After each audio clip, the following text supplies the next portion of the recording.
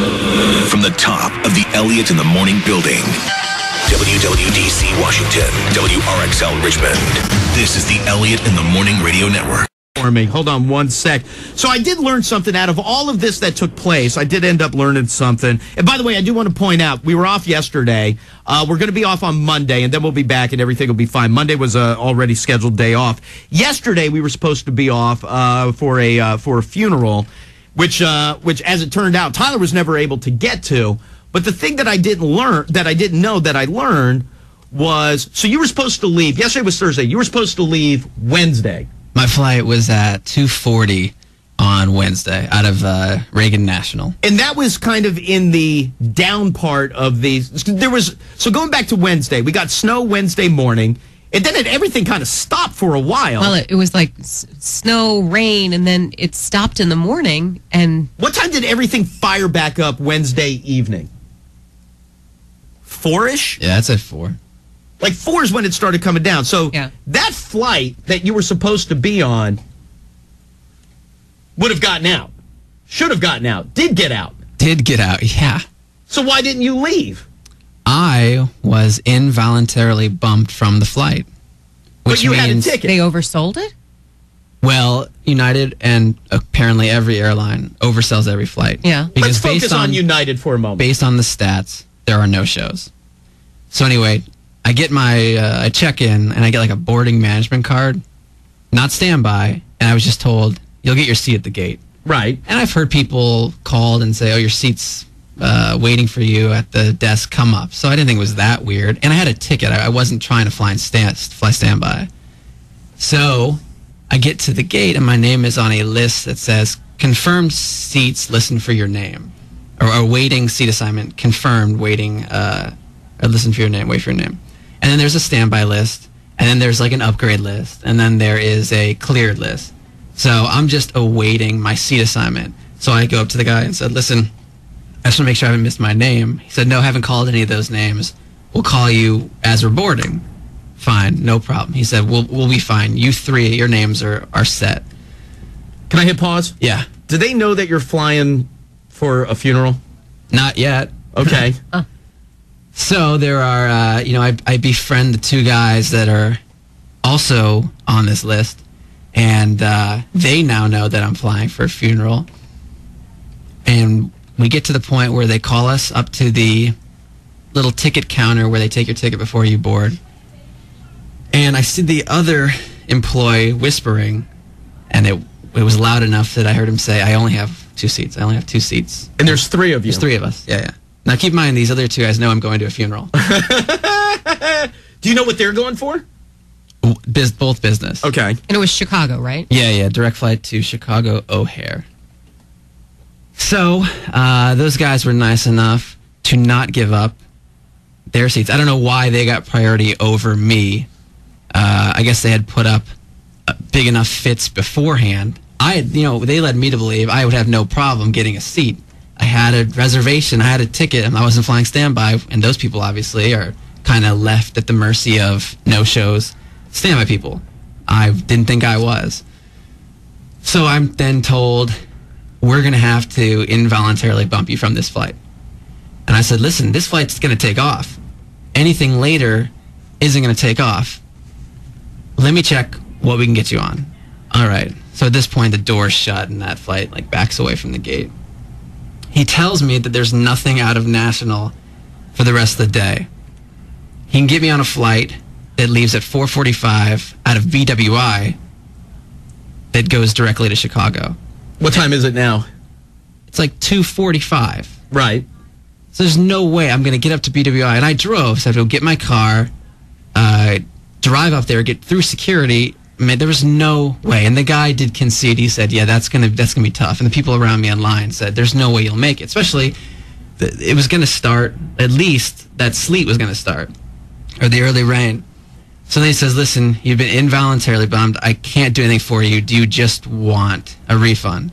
And I thought, okay, yeah, I guess I'm not going to make it. I'll go get the refund, and then I'll kind of walk the aisles to see if anyone's going to fly to Chicago that has seats available.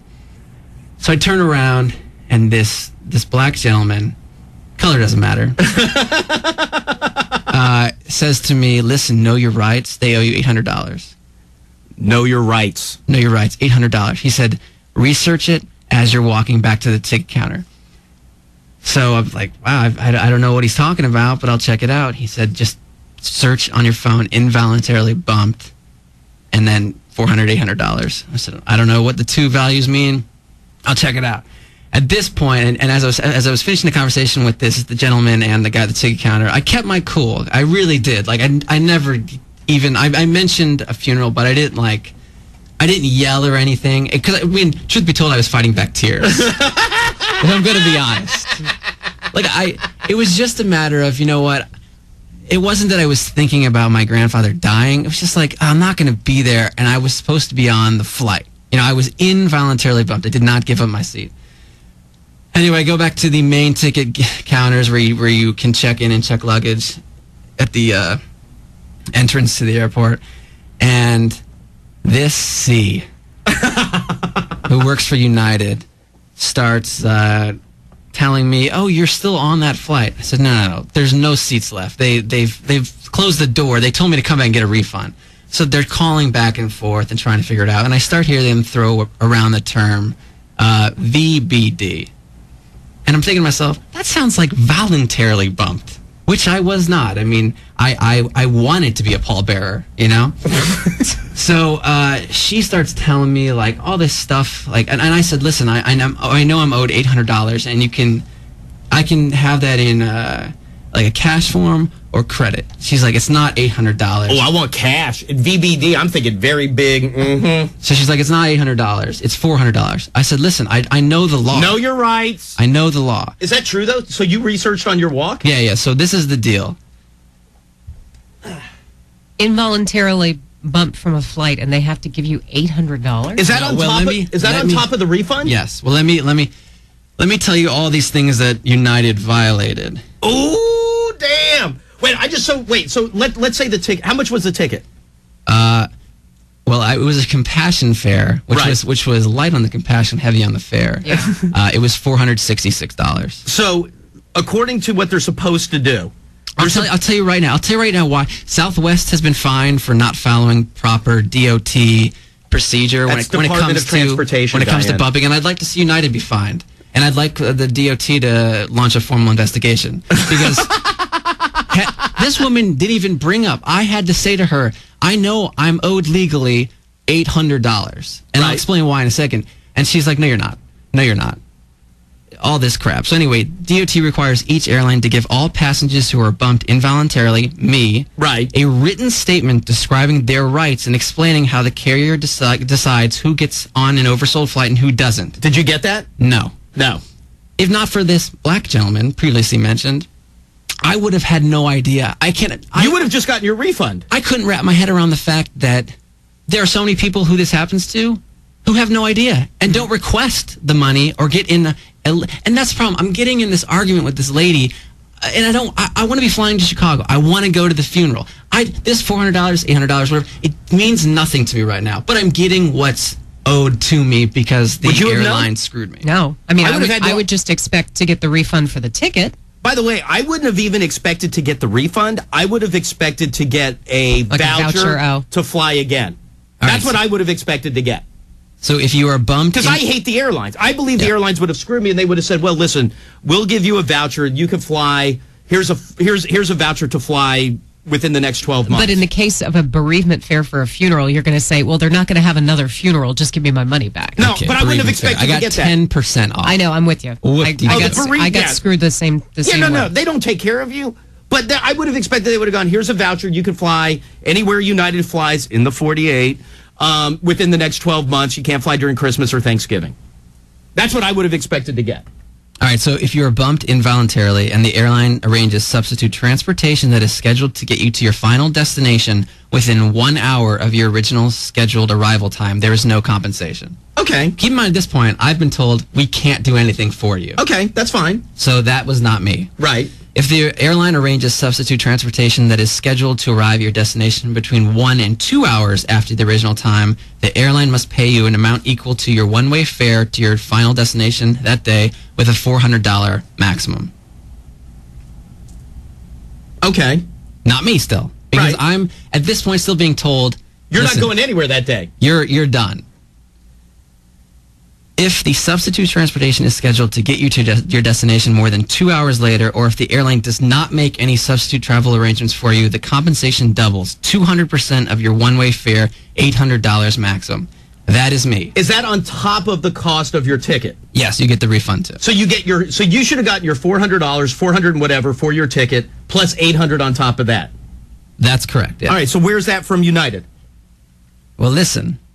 So clearly they're under some sort of edict to not give away this money. Well, of course. They don't want to give away money. They charge you to do anything on the plane. She's claiming, she's like, no, 800 is international. And I said, it's not. It's based on hours. And you're not getting me there ever. So I'm entitled to this $800. On top of your $400? Yes. So it's $1,200. Yeah, the round trip fare was $466. So she then is pointing to a screen, which, in an airport, you can't see the screen they're looking at. I said, can you print out what you're pointing to? Is she like just some fat bitch behind the counter? No, she was skinny, but she was a bitch.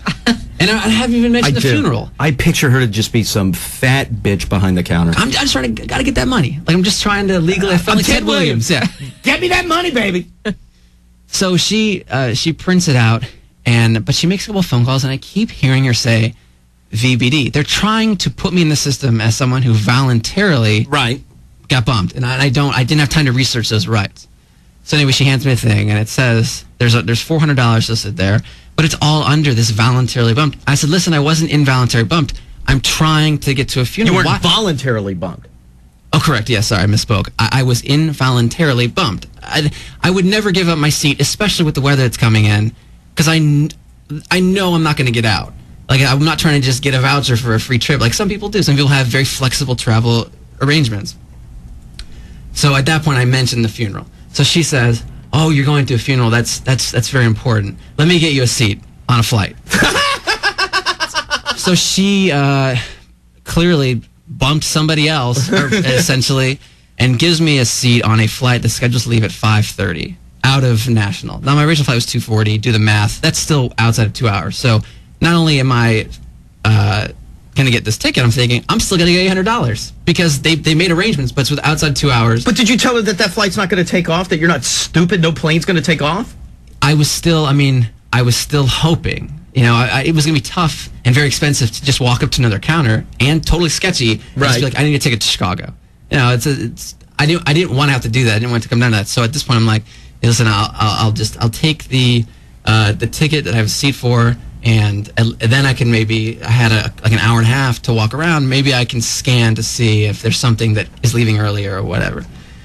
And then she won't give me the $800, and she says, I'll give you $400. I'll give you the $400, which is not technically what I'm owed. But at that point, again, like I'm sitting there, like I don't think I'll make this funeral anyway. So I'm fighting back tears again, not because I'm arguing, and I look like the jackass that's fighting over like a baggage fee because I'm fighting. But I'm something is legally owed to me, and I'm getting it from them. That is why I'm not bitching because they oversold the flight. I realize that is their practice, and that is an industry-wide practice.